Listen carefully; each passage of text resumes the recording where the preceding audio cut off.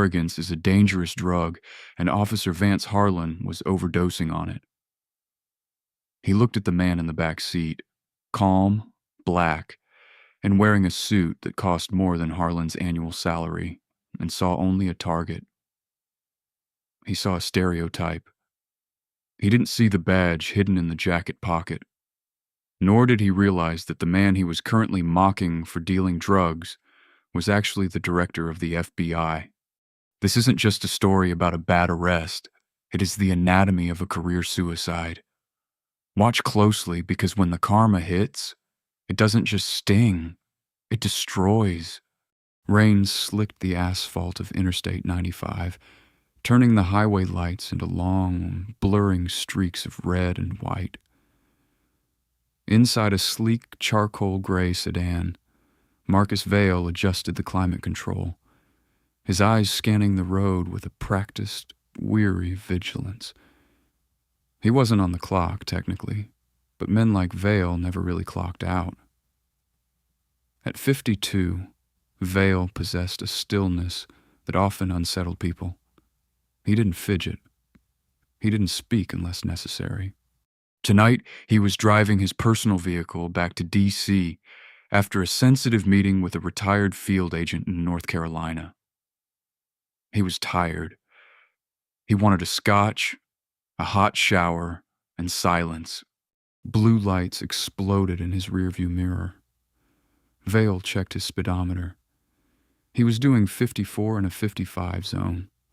His registration was current. His taillights were functional. He sighed, the sound barely audible over the hum of the engine, and eased the car onto the muddy shoulder of the highway. He knew the drill. He knew the statistics, and he knew exactly what was about to happen.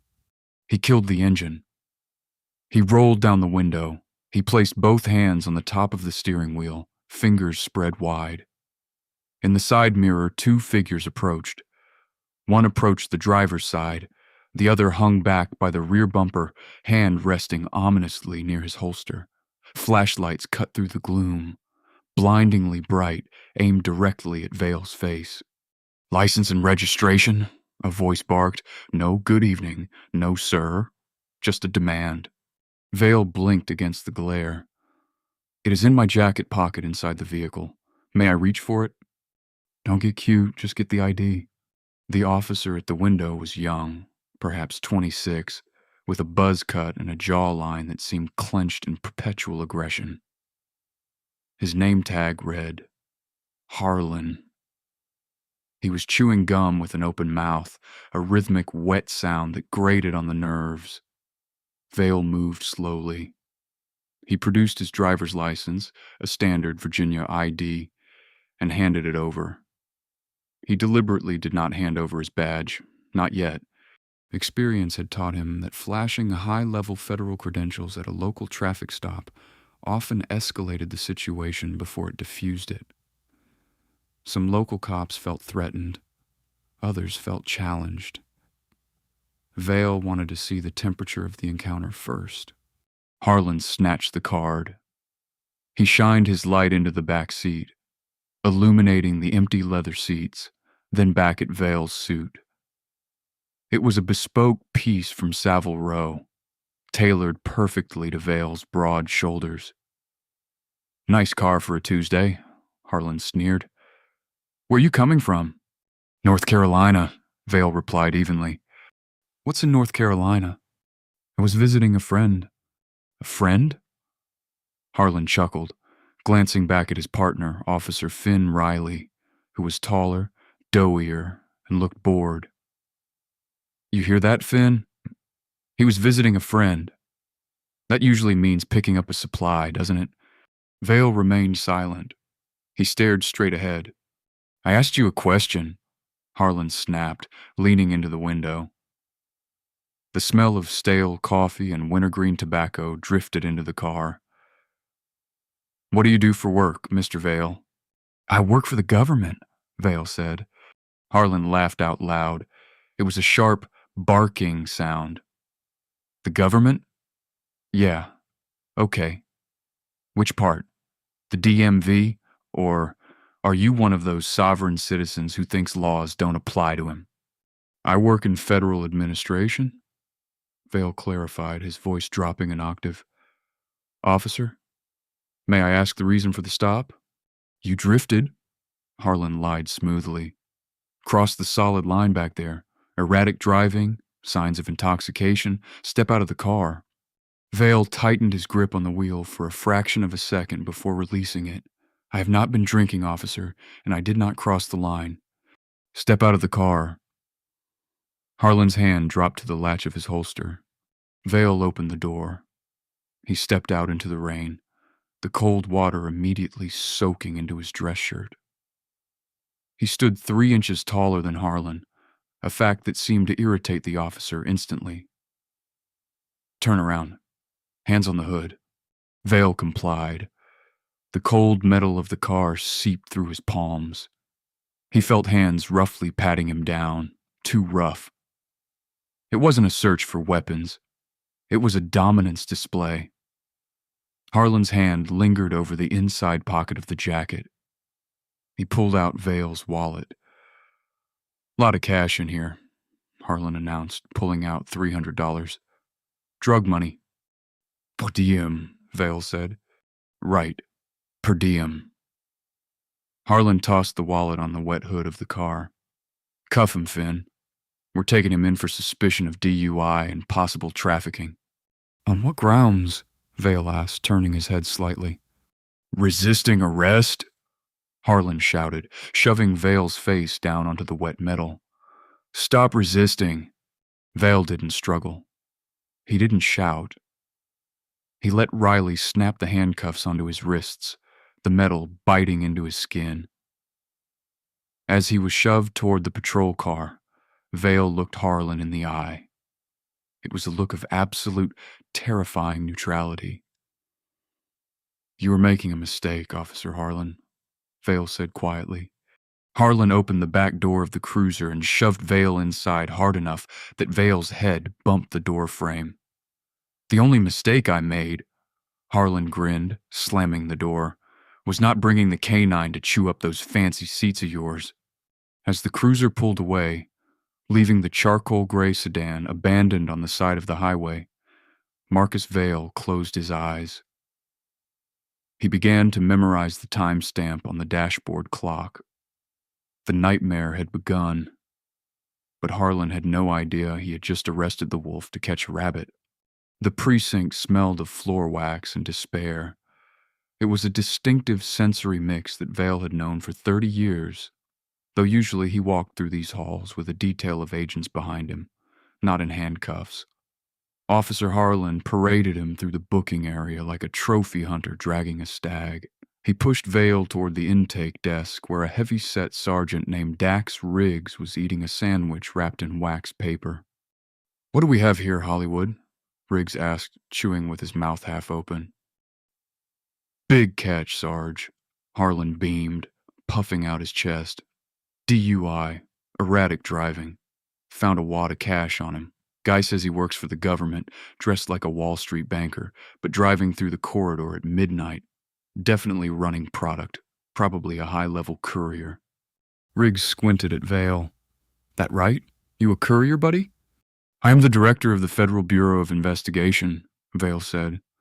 The silence that followed lasted exactly 3 seconds. Then the room erupted. Harlan doubled over, slapping his thigh. Riggs nearly choked on his sandwich, coughing as he laughed. Even Riley, the quiet partner, let out a snort of amusement. The laughter echoed off the cinder-block walls, bouncing around the booking cage. Oh, that's rich. Harlan wiped a tear from his eye. Hear that? We got the FBI director. Hey, Sarge. Didn't know the director did drug runs in Virginia on a Tuesday. I need to see your badge then, Director. Riggs sneered, mocking the title. It is in the jacket Officer Harlan left in my vehicle, Vale said calmly, along with my bureau-issued phone. Convenient, Harlan said. Left the badge in the car. Likely story. Look, buddy, if you were the FBI director, you'd have a security detail. You'd be in a helicopter. You wouldn't be getting jammed up by me. Under normal circumstances, yes, Vale replied. His voice was steady, cutting through their mirth like a scalpel. However, I was traveling privately. I suggest you check my fingerprints immediately, or you can retrieve my credentials from the vehicle you impounded. We'll get to the car when we get to it, Riggs grunted, losing interest. Process him. Put him in the tank with the drunks. Let him sober up and think about his new identity. They stripped him of his tie. They took his shoelaces. They took his belt. Harlan made a show of counting the cash from Vale's wallet again, holding bills up to the light as if checking for counterfeits. Name? Riggs asked, fingers hovering over a greasy keyboard. Marcus Vale. Marcus, Harlan mocked. Like the Emperor. You're prophesying a jail sentence, Marcus? Vale didn't respond. He stood in his socks, his expensive suit hanging loosely without the belt, maintaining a dignity that seemed to infuriate Harlan. Print him, Riggs ordered. The fingerprinting process was rough. Harlan grabbed Vale's fingers, twisting them onto the glass scanner with unnecessary force. The machine beeped. System's slow tonight, Harlan muttered. It's just spinning, probably trying to figure out which psych ward you escaped from. Riley joked. Put him in cell 4, Riggs said, and Harlan, write up the report. Good. If he's claiming he's a Fed, he might try to sue. Make sure you document the intoxication clearly. Way ahead of you, Sarge. I smelled the booze from 10 feet away. Harlan lied. He grabbed Vale by the upper arm. Let's go, Mr. Director. Your executive suite is waiting. Cell 4 was a concrete box containing a steel toilet and a wooden bench. There were 2 other men inside. One was asleep on the floor, curled into a ball. The other was a ragged man pacing back and forth, muttering to himself. Harlan shoved Vale inside and slammed the barred door. The clang of the lock was final. Hey!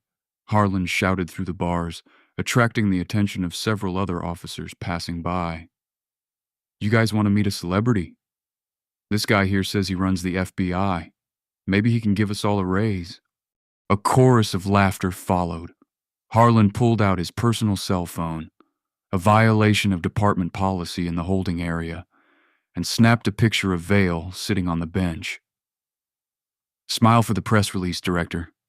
Vale looked at the phone lens. He didn't smile. He didn't frown. He stared with the cold, predatory intensity of a man who was memorizing a face for a future indictment. Officer Harlan, Vale said, his voice carrying through the bars. I'm going to give you one opportunity to call the number I provide you. It is the direct line to the Assistant Attorney General. You can clear this up now. Harlan laughed again, turning his back. I'm not calling your drug dealer, pal. Enjoy the night. He walked away, high-fiving another officer. Vale sat on the hard bench. He closed his eyes. He took a deep breath, inhaling the scent of urine and bleach. He began to count backward from 10. He wasn't counting down to calm himself. He was counting down the hours until the shift change. He knew that eventually that fingerprint scanner would stop spinning. And when the database finally connected to the office, the integrated automated fingerprint identification system, a system that he himself oversaw, the red flags that would pop up on Sergeant Riggs's screen wouldn't just be alerts. They would be air raid sirens. But for now, he waited. He listened to them laugh. He let them pile the karma higher and higher, brick by brick, until the weight of it was guaranteed to crush them. 2 hours had passed. The holding cell was cold, a damp chill that settled into the bones, but Marcus Vale hadn't moved from his spot on the bench. He sat with a spinal straightness that unnerved the drunk sleeping on the floor. He wasn't meditating. He was building a case file in his head. Every minute he was held without a phone call, every slur thrown, every violation of protocol, it was all being cataloged, The heavy steel door swung open. It was Harlan again, flanked by Riley. Harlan looked energized, buzzing with the cheap adrenaline of a bully who thinks he's won. "Up," Harlan commanded. "Interview room 1. We need to have a little chat about what we found in the trunk." Vale stood up slowly. "You searched the vehicle?" "Inventory search," Harlan smirked. "Standard procedure for impound. Don't worry, we didn't break your precious leather seats yet."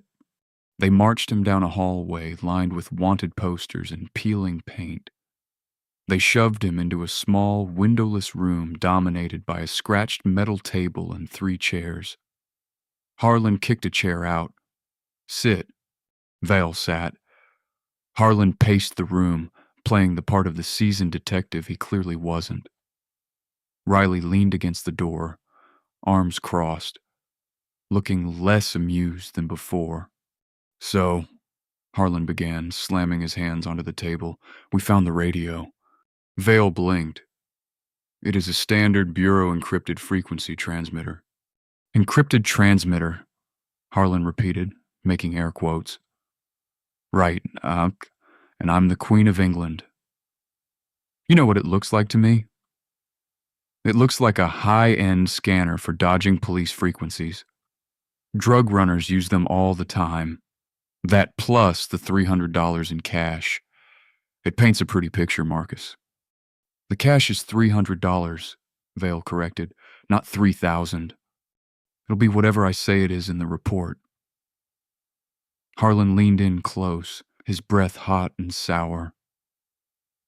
"Here's how this works. You tell us who your supplier is in North Carolina. You give us a name. Maybe we drop the trafficking charge down to simple possession. We know you're a mule, a guy your age, driving a car like that. You're moving money or product." Vale looked at Harlan with a mixture of pity and steel. "Officer Harlan, I want you to listen to me very carefully. The radio is a direct link to the Strategic Information and Operations Center in Washington. If you tampered with it, you have violated Title 18 of the U.S. Code. If you continue this line of questioning without reading me my Miranda rights, you are violating the Fifth Amendment. I am asking you for the last time to contact Attorney General Merrick Garland's office. I can provide the direct extension." Harlan threw his head back and laughed. "Merrick Garland? Did you hear that, Finn? He's on a first-name basis with the U.S. Attorney General. Who's next? You going to call the president?" "If necessary," Vale said. Harlan's face darkened. The joke was getting old for him. He grabbed the front of Vale's soaking wet dress shirt and yanked him forward. "Listen to me, you arrogant piece of trash. I don't care what delusions of grandeur you have. In here I am God. You're just another perp in a suit. I can keep you here for 48 hours before I even have to let you see a judge. And in those 48 hours, accidents happen. People fall in the shower, people trip." "Vance," Riley said from the door, his voice uneasy. "Take it easy." "No, Finn. This guy thinks he's better than us. He thinks he can talk down to the police." Harlan tightened his grip. "You're going to sign a confession. You're going to admit you were drunk, and you're going to admit the cash was illicit proceeds, or I'm going to make your life a living hell." Vale didn't flinch. He didn't pull away. He looked Harlan dead in the eye. "Get your hands off me," Vale said.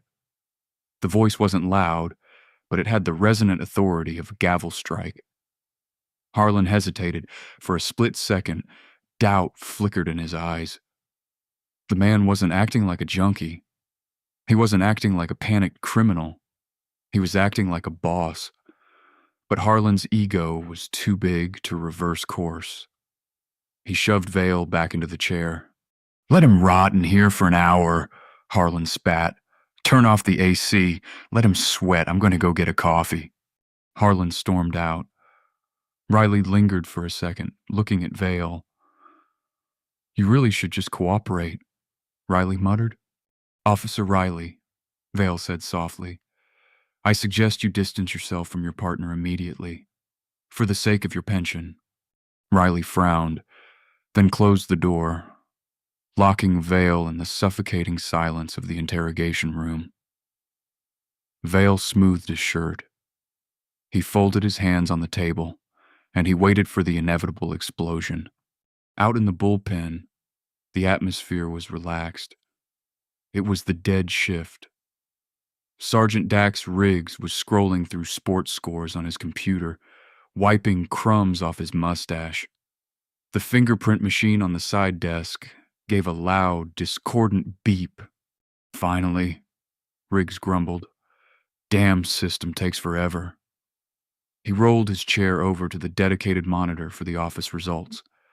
He expected to see a rap sheet, maybe some prior DUIs, maybe a petty theft from 20 years ago. Maybe, if Harlan was right, a distribution charge. He looked at the screen. He stopped chewing. The screen wasn't the usual gray background with black text. It was flashing red. A bright, pulsing crimson border framed the monitor. In the center, in bold white letters, were the words, Warning. Identity confirmed. Subject, Vale, Marcus J. Clearance level, top secret. SEI Agency, Federal Bureau of Investigation, Office of the Director, status, active duty. Instruction, do not detain, do not question. Contact special agent in charge immediately. Riggs blinked. He rubbed his eyes and looked again. The words hadn't changed. Holy, Riggs whispered. He scrolled down. Under current position, it didn't say analyst or field agent. It read, Director. Riggs felt the blood drain from his face.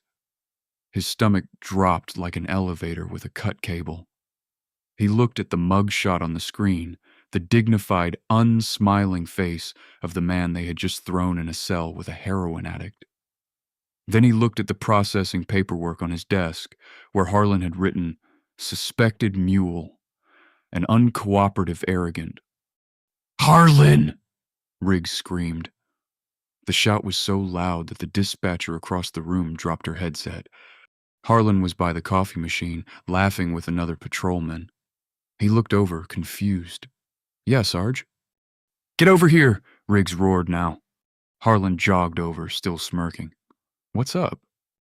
The guy's rap sheet come back. Is he wanted in 3 states? Riggs couldn't speak. He just pointed a shaking finger at the screen. Harlan leaned in. What is that, a glitch? Read it, you idiot, Riggs hissed. Read the damn title. Harlan squinted. Vale. Marcus. Clearance. Top secret. Director. FBI. Harlan's laugh died in his throat. It sounded like a car engine seizing up. He froze. He read it again. No, he said, shaking his head. No way. It's a hack. The guy hacked the system. You can't hack a biometric fingerprint scan from a holding cell. Riggs slammed his fist on the desk. He is the director of the FBI. You just arrested the head of the FBI. But he was driving a sedan, Harlan stammered, sweat instantly breaking out on his forehead. He didn't have a detail. He let me cuff him. He told you, Riggs shouted. He told us 10 times. You laughed at him. I thought he was lying. You didn't check the credentials? Riggs stood up, panic making his movements jerky. You said you left them in the car. Where's the car? So impound, Harlan said, his voice sounding very small. The tow truck driver. He called me. He said there was a weird badge in the glove box. I told him to ignore it. Riggs put his head in his hands. Oh my God, we are done. We are so done. Suddenly the phone on Riggs's desk rang. It wasn't the public line. It was the red emergency line, the one reserved for critical incidents and interagency comms. The ring was loud, shrill, and terrifying. The entire bullpen went silent. Every cop stopped what they were doing. They all looked at the red phone. Riggs stared at it like it was a bomb. It rang again and again. "Answer it," Harlan whispered, terrified. "You answer it," Riggs hissed. "It's your desk." Riggs took a breath that shuddered in his chest. He reached out a trembling hand and lifted the receiver. "Precinct 9. Sergeant Riggs speaking." The voice on the other end was cold, precise, and terrifyingly calm. "Sergeant Riggs, this is Assistant Director Riley Kane from the FBI Washington Field Office. Our biometric sensors indicate that Director Vale has been processed into your facility's database." There was a pause, a silence so heavy it could crush a man. "Sergeant," the voice continued, sharper now, "why is my director in your jail?" Riggs opened his mouth, but no sound came out. He looked at Harlan. Harlan looked like he was about to vomit. "Sir," Riggs croaked, There was a misunderstanding. A traffic stop." "A traffic stop?" the assistant director repeated.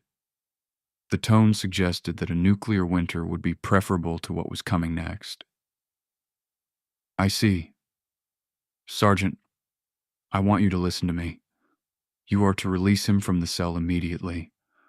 You are not to question him further. You will bring him to your office and offer him every courtesy. Do not, I repeat, do not let him out of your sight." "Yes, sir, we're on it." "And Sergeant?"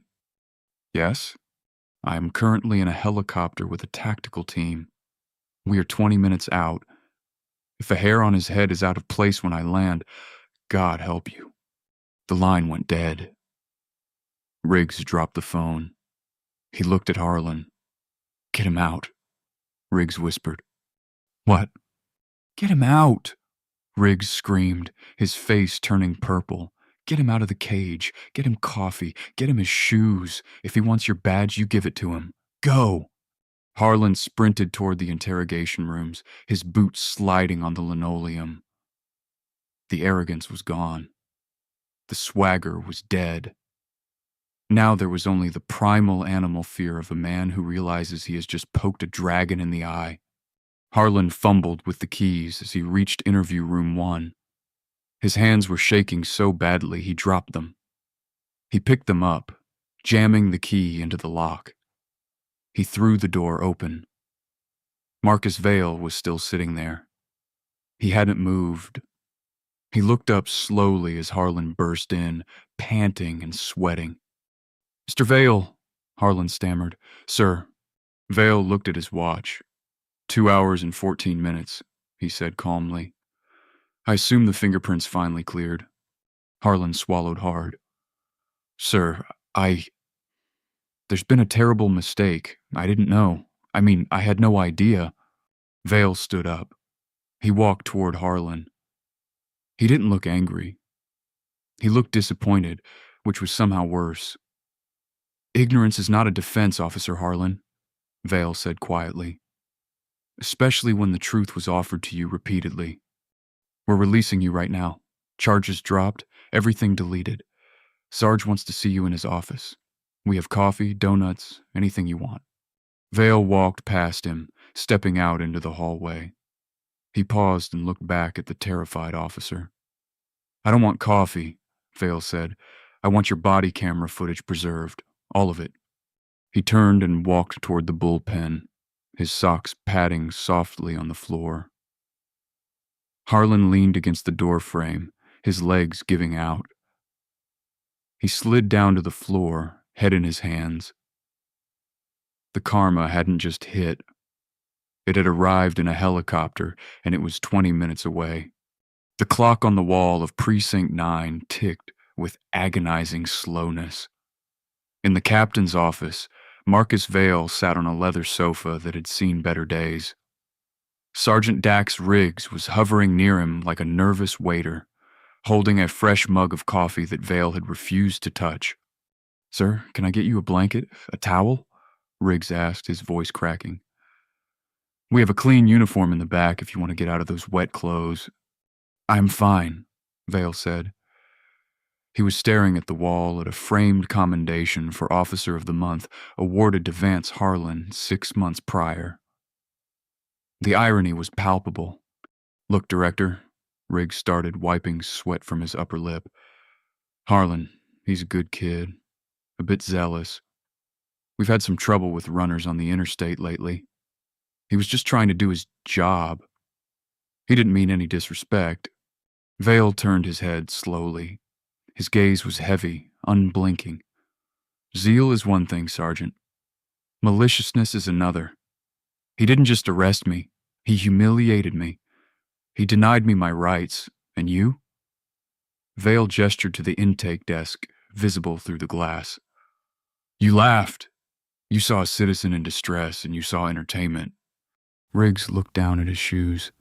"It's a stressful job, sir. We blow off steam." "You blow off steam by violating civil liberties?" Vale asked. "Is that the culture of this precinct?" Before Riggs could answer, a low, thrumming sound began to vibrate the window panes. It started as a distant buzz like a swarm of angry bees and quickly grew into a rhythmic, chest-thumping whoop, whoop, whoop. Riggs rushed to the window. "Oh no," he whispered. Out in the rain-swept parking lot, the darkness was suddenly banished by a piercing white spotlight from above. The beam swept across the wet asphalt, illuminating the patrol cars and the impound lot. The roar of the helicopter engine became deafening, shaking the dust from the ceiling tiles inside the station.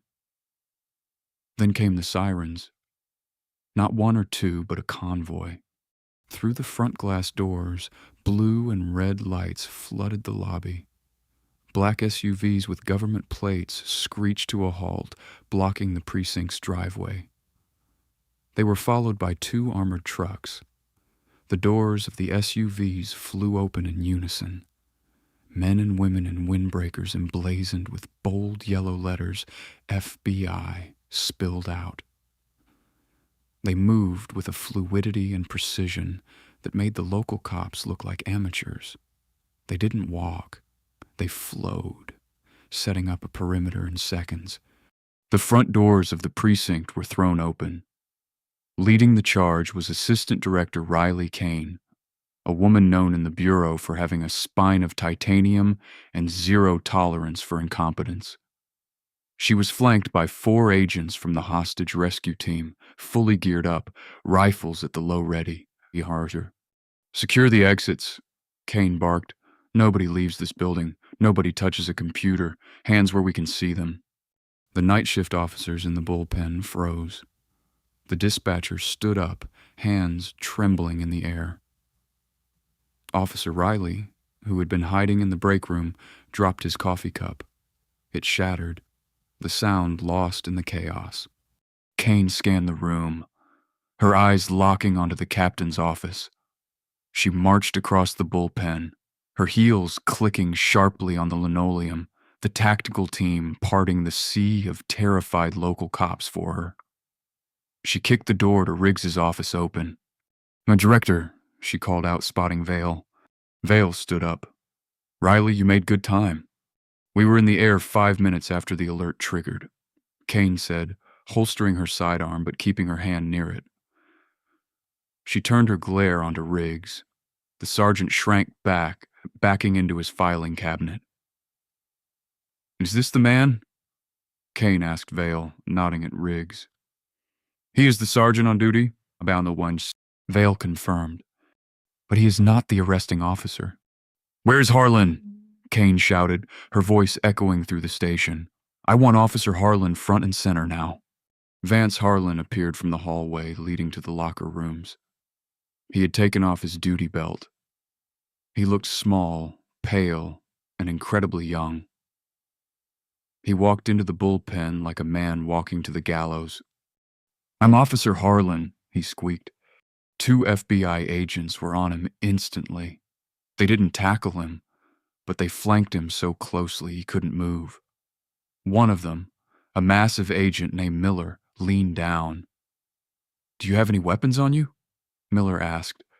No, I put my gun in my locker." "Turn around," Miller ordered.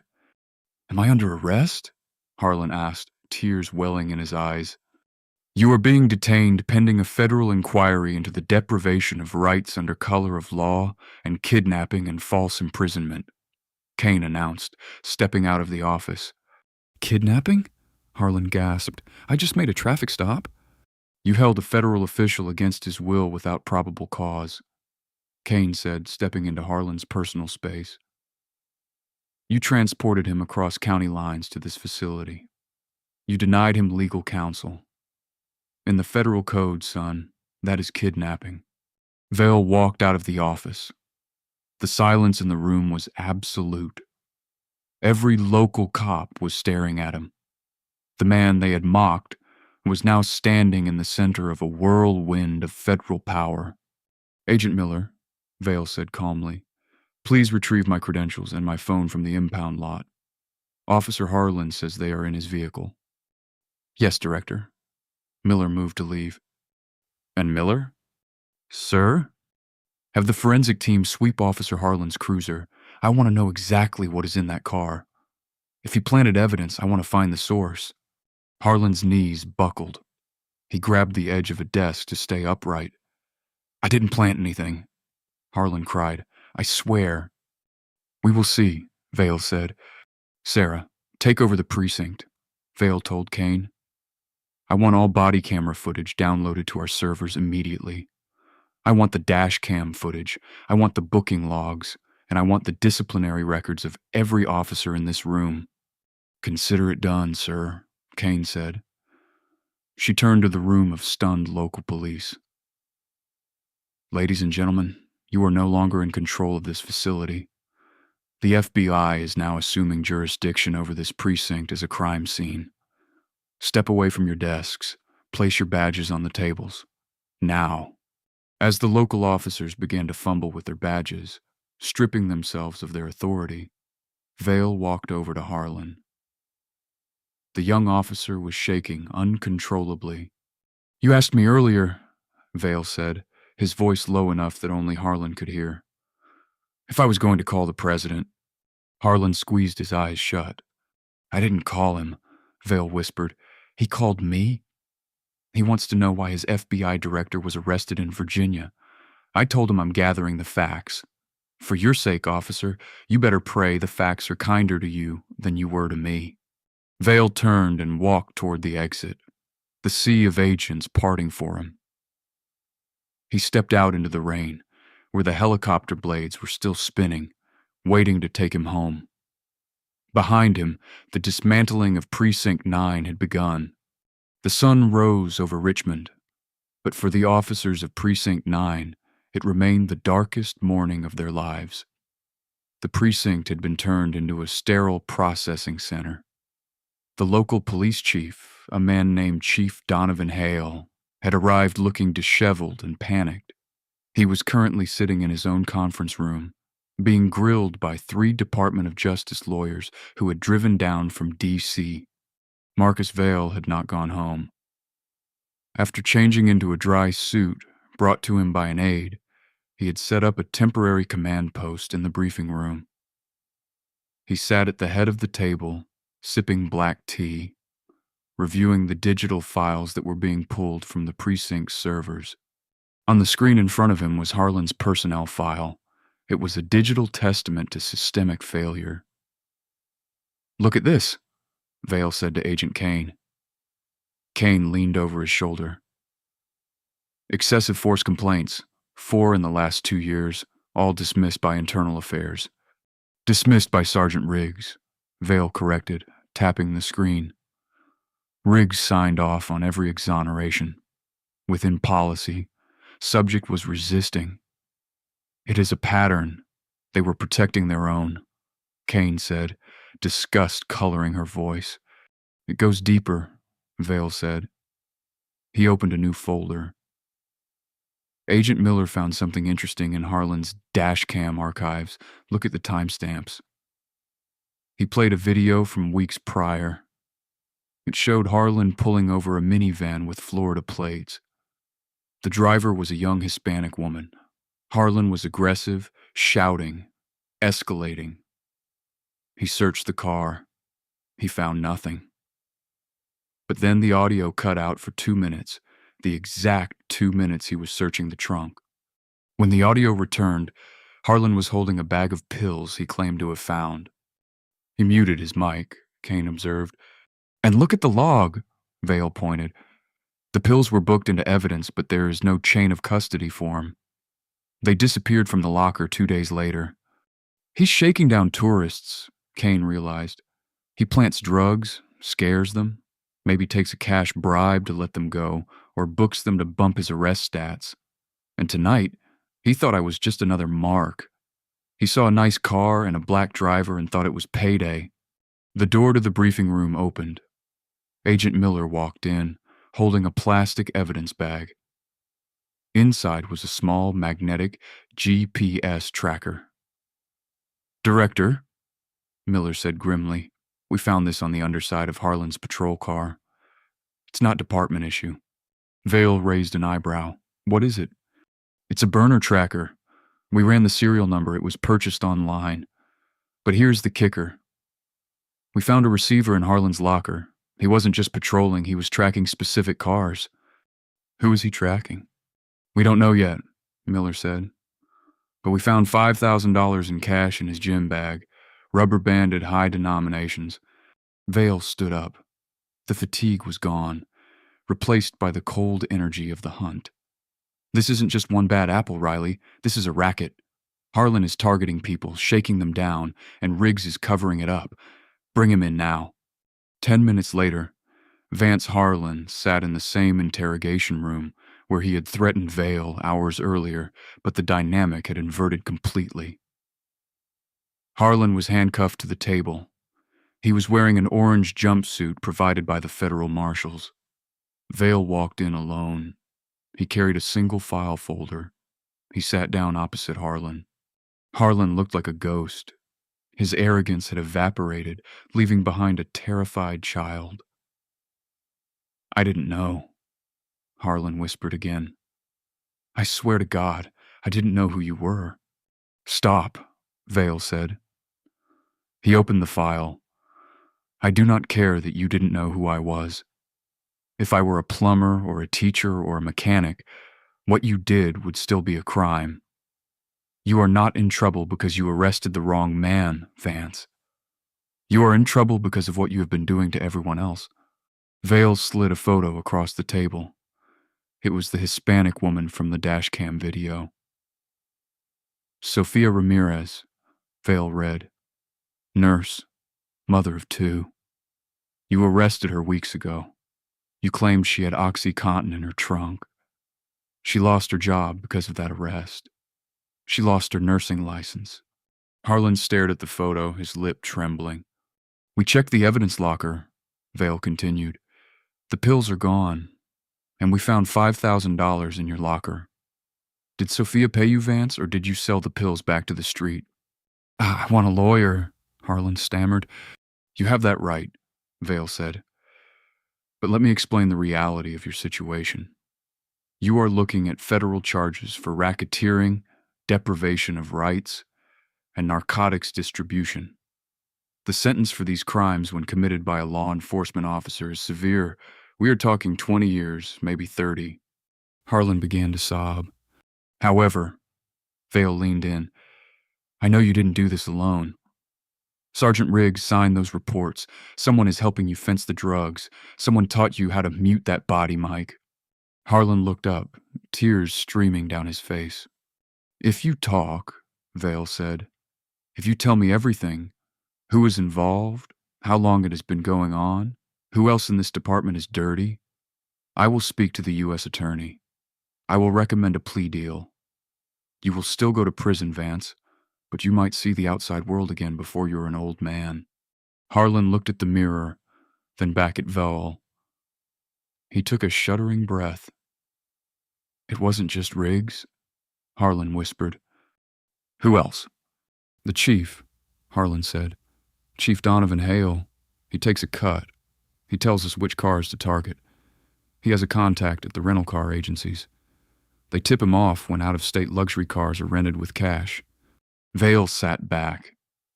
The scope of it was staggering. It wasn't just a dirty cop.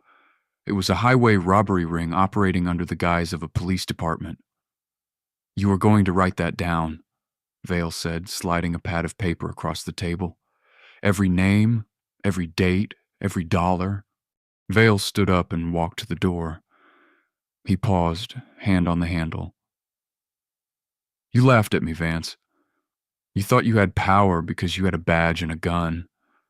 But true power isn't about intimidation. It is about accountability. And today, the bill has come due." He walked out. Agent Kane was waiting in the hall. "He flipped?" "He is singing," Vale said. "He just implicated the chief. This whole department is rotting from the head down." "What do you want to do?" Vale buttoned his jacket. "Lock down the chief's office, seize his personal vehicle, and call the press.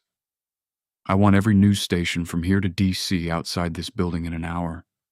"You want to make a spectacle?" Kane asked, surprised. Vale usually avoided the media. "No," Vale said, walking toward the lobby where the sun was finally breaking through the glass. "I want to send a message to every badge in this country who thinks they are above the law. I want them to see what happens when the shield stops protecting them and starts burying them." As Vale walked through the bullpen, he saw Sergeant Riggs being led out in handcuffs by 2 agents. Riggs looked at Vale, pleading with his eyes. Vale didn't blink. He walked past him straight out the front doors into the blinding light of the morning. The cleanup was just beginning. The fall of Precinct 9 was not a quiet collapse. It was a demolition televised in high definition. By morning, the parking lot where Officer Harlan had once prowled like a predator was swarmed by satellite trucks. CNN, Fox News, and MSNBC had all broken into their regular programming. The headline was irresistible.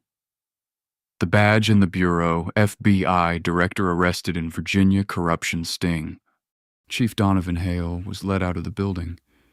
He had tried to negotiate a surrender through the back exit to avoid the cameras, but Marcus Vale had denied the request. He liked the spotlight when he was receiving awards for lowering crime rates, Vale had told Agent Kane. Let him stand in it now that we know how he achieved those numbers. So Hale walked the perp walk. The cameras captured every bead of sweat, every twitch of his jaw. He was handcuffed with zip ties, his uniform shirt untucked, stripped of the gold stars he had worn like royalty.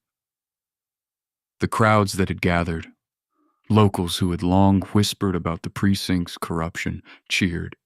Standing on the steps of the precinct, Marcus Vale approached the podium. He looked immaculate, his suit pressed, his demeanor unshakable. He adjusted the microphone. The roar of the reporters died down instantly. "Law enforcement is a sacred trust," Vale began, his voice booming across the lot. "It is a contract between the state and the citizen. Last night, that contract was broken by the very men sworn to uphold it. Officer Vance Harlan and Chief Donovan Hale did not just arrest me. They arrested the very concept of justice. They turned this badge," he held up his own credentials, "into a license to steal." He paused, looking directly into the camera lens. "Let this be a warning. The shield protects the public. It does not protect the corrupt.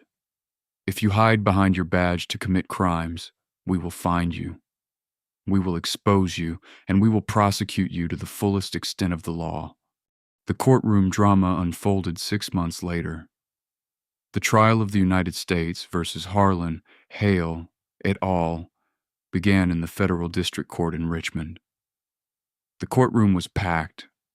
Vance Harlan had taken the plea deal. He sat at the defense table looking gaunt. He had aged 10 years and 6 months. His buzz cut had grown out into a messy thatch of hair, and he wore a cheap suit that hung off his frame. When he took the stand to testify against Chief Donovan Hale, the drama reached its peak. "Officer Harlan," the prosecutor asked, Did Chief Hale explicitly instruct you to target out-of-state drivers? Yes, Harlan whispered into the microphone. Speak up, please. Yes, Harlan cracked. He called it the toll. He said if they were driving luxury cars, they had cash. He said if they were from out of state, they wouldn't come back to fight the ticket. He told us to confiscate the cash as civil asset forfeiture and log half of it. The other half went into the benevolent fund. And what was the benevolent fund? It was a safe in the chief's basement, Harlan admitted, tears streaming down his face. We used it for parties, for bonuses. I bought a boat with my share last year. A gasp rippled through the courtroom. Chief Donovan Hale stared daggers at Harlan, his face purple with rage. Then came the victim impact statements. Sophia Ramirez, the nurse who had been framed, took the stand. She stared directly at Harlan. I lost my job, she said, her voice shaking. I lost my house because I couldn't pay the mortgage. My children had to move schools. You looked at me and you laughed. You told me I was a junkie. You destroyed my life for a $500 bonus. Harlan couldn't meet her eyes. He stared at his hands, trembling.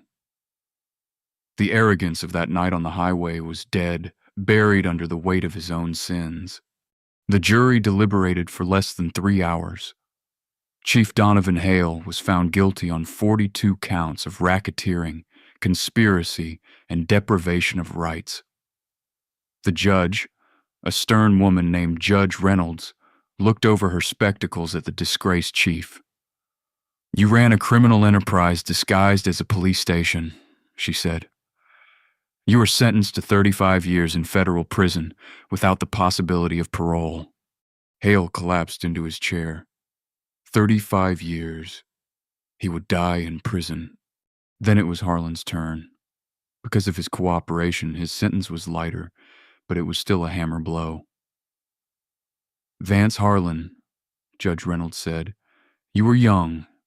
You were influenced by a corrupt culture, but you were also cruel. You enjoyed your power. I sentence you to 12 years in federal prison. The gavel banged. It sounded like a gunshot. Harlan closed his eyes, tears squeezing out. 12 years. He would be nearly 40 when he got out. His youth was gone. 2 years after the verdict, Marcus Vale sat in his office at the J. Edgar Hoover Building in D.C. The rain lashed against the bulletproof glass, reminding him of that night. He opened a drawer and pulled out a letter.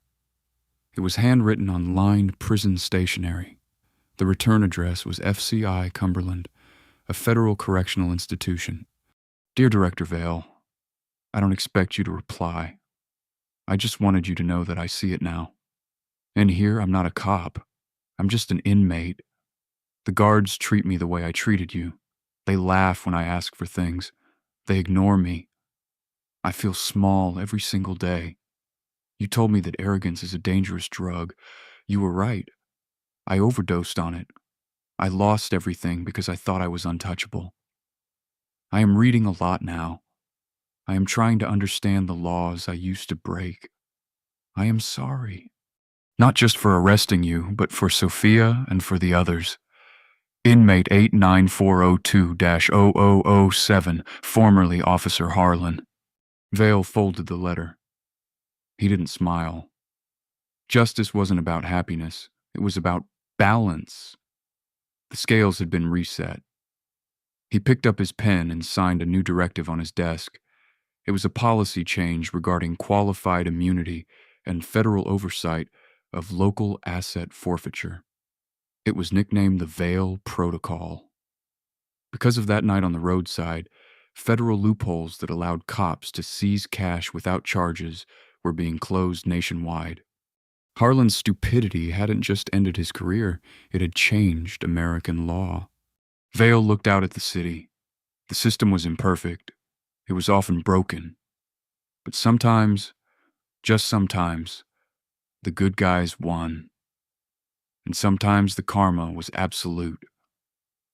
He put the letter away, turned off his office light, and walked out into the night. This time he would be driven by a security detail. He wasn't taking any chances. Vance Harlan thought he was the law, but he found out the hard way that nobody is above it. His arrogance didn't just cost him his badge, it cost him his freedom and exposed a nationwide corruption ring. It's a brutal reminder. Treat everyone with dignity because you never know who you're talking to. That quiet man in the back seat might just be the one who holds the keys to your cell. If you enjoyed this story of instant karma and justice served, smash that like button. It really helps the channel. And if you want more stories like this where the arrogant get what they deserve, hit subscribe and turn on the notification bell so you never miss an episode. What would you have done if you were Vale? Let me know in the comments below. Thanks for watching, and stay safe out there.